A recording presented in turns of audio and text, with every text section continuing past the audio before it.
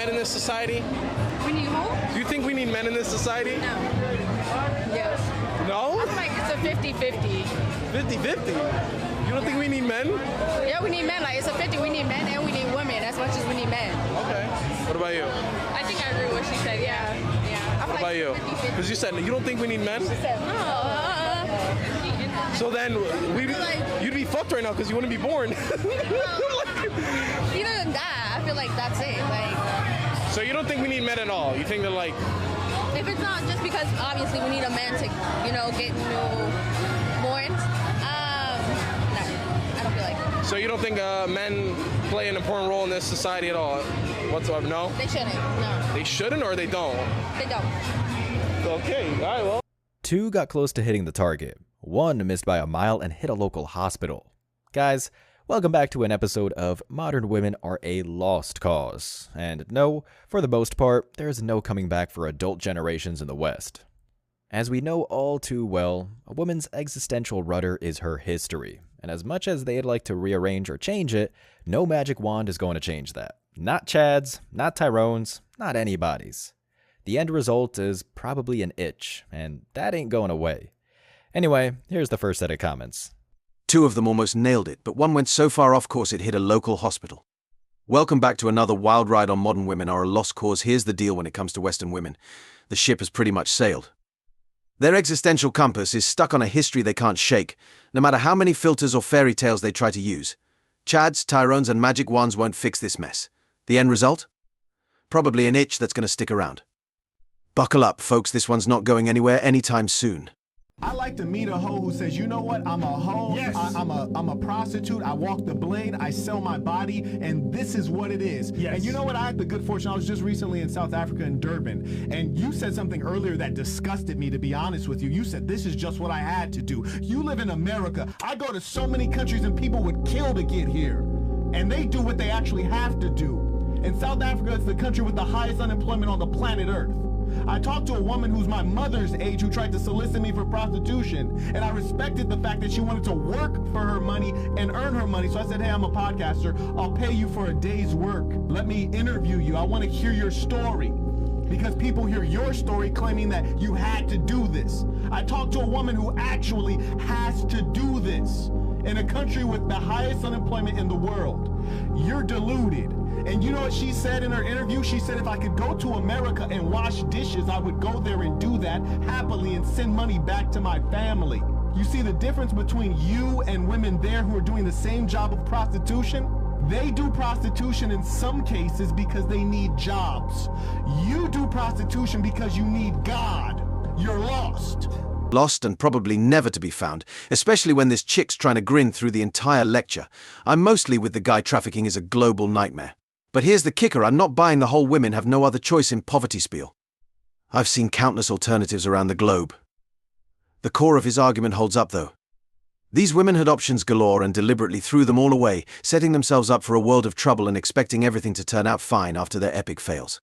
It's like playing with fire and being shocked when you get burned. My lottery ticket back. I don't trust you with my lottery tickets. I don't want you. No, because hey yo, seriously, yo, give my ticket back. I just want money on it. Give my ticket back. Yo, what are you doing? What are you doing? No, I just wanted $600. What are you doing? I'm not feeling that. You gonna? Are you freaking serious, yo? Nah, we finna be broke. Yo, you serious? You gonna tear my lottery ticket that I just won? Oh, bye. Come on, let's go. Yo! Oh my! No! Yo, get out my car, yo. That is you are crazy. I can almost feel the fury bubbling up in the comments section already, and I haven't even peaked yet. This is the ultimate example of Western women floundering with masculinity and failing spectacularly. They're like a ship without a rudder, desperately trying to be men, and when it all goes south, they pull out all the stops to tear down anyone who dares to challenge their narrative. The restraint this guy shows is legendary. In a world where money seems to flow like it's growing on trees thanks to endless government printing, this guy had every right to blow his top. Instead, he stayed calm and collected. Major kudos to him. How much money should a guy make per year? 100,000. All right, that's a little wild. My boyfriend works at Chick-fil-A, so he makes like 100,000. You know your boyfriend does not make 500K. He does at Chick-fil-A. Yes, he does. He tells you he makes 100,000 at Chick-fil-A. Yeah. Okay, I'm telling you, he's lying to you. Because at Chick-fil-A, my boyfriend doesn't lie to me. I don't date liars, so. you're dating a liar right now. You are, because at Chick-fil-A, this is not possible to make 500K. Yes, it is. My boyfriend told me, she showed me the checks. How much? 100,000? Yeah. Be for real. Be for real. I find that hard to believe. At Chick-fil-A, they make minimum wage, so your boyfriend's lying. I'm assuming. How much did a guy make in a year? My boyfriend makes like 20 grand. That's fucking it? Yeah, he works really hard. Okay, but he should at least be making 200K. He's a janitor at the high school. He really works hard. That's hard work to you? That's hard labor. That's labor. That attracts you? I want a guy who works hard. But don't you want a man who makes 200K so he can spoil you? I would rather a guy who works hard than a guy who's rich. You have to work hard to get 200K.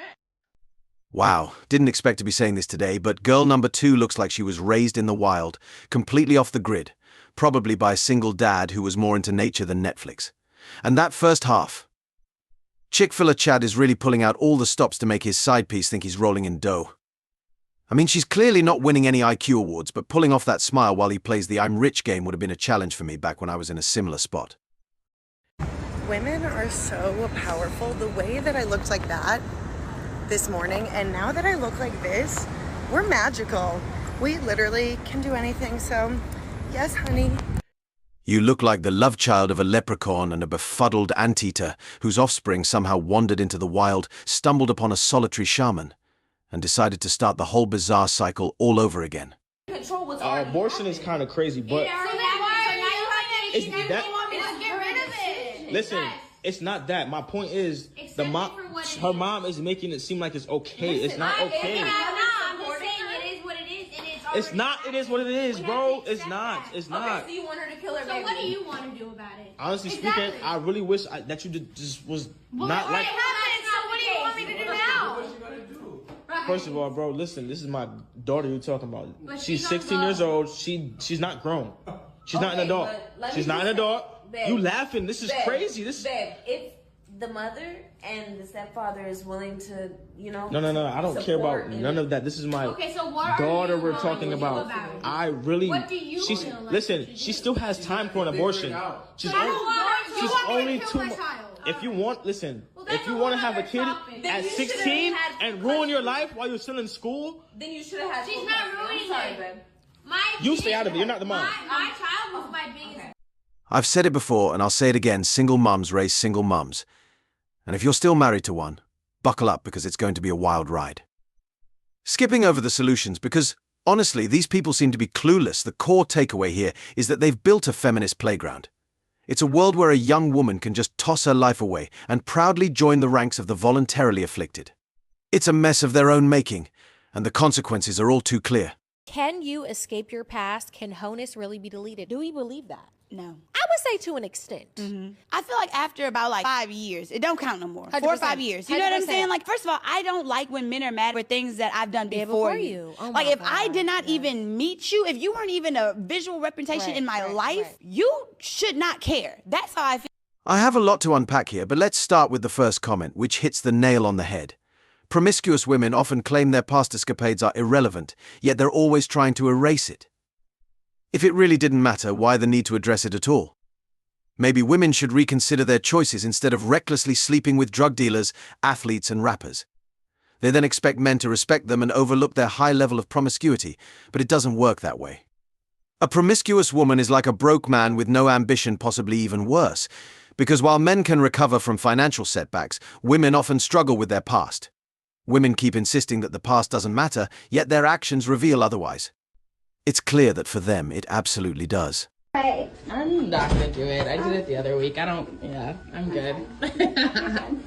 Thanks. You're welcome, no worries. It's just a little triggering. The big ones always get a laugh, and this one's no exception. It's hilarious how the chick finds measurable facts offensive. I mean, seriously, can it get any better than this? It's like she's got a personal vendetta against reality itself. Watching her squirm over hard data is pure entertainment, especially when it perfectly highlights how disconnected some people can be from the truth. You would be eating a wiener walking around campus. Sorry, do I know you? Now you do. I'm Danny. Got mustard on my hand. Sorry. I love mustard. Good thing I'm a mustard fan.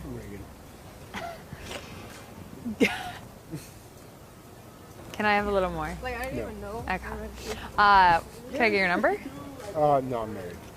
Well, you would look like you're married.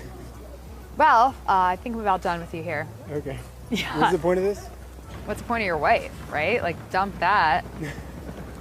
An honest man versus a clout-chasing, thirsty woman classic setup. It's like she's trying to prove that simps are a real thing. Newsflash, we already know they exist, we just don't claim them, much like how most of us refuse to claim you. It's a clear illustration of how some women will go to great lengths to make a point, even if it's just to spotlight their own desperation. As always, I wish you tremendous success. Now it's your turn, what do you think? Drop your thoughts in the comments below. If you found value